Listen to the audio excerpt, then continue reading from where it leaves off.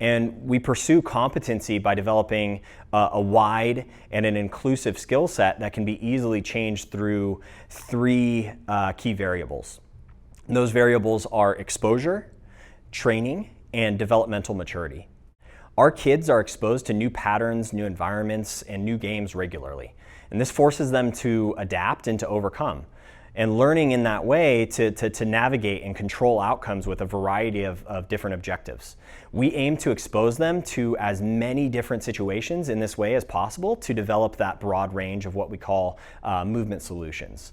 And the goal being that they've encountered so much that there's no task in any environment that they can't complete successfully.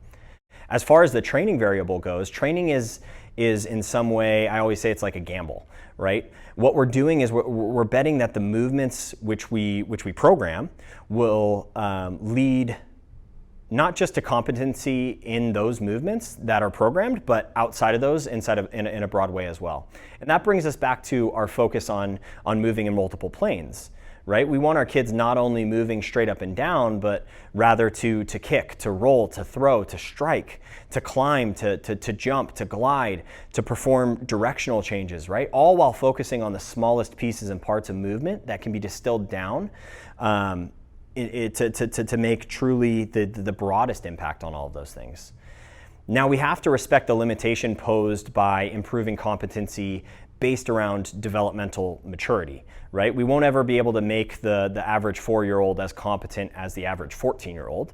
However, what we can do is set them both up to be as far above average as possible, knowing what they can and cannot express at those certain stages.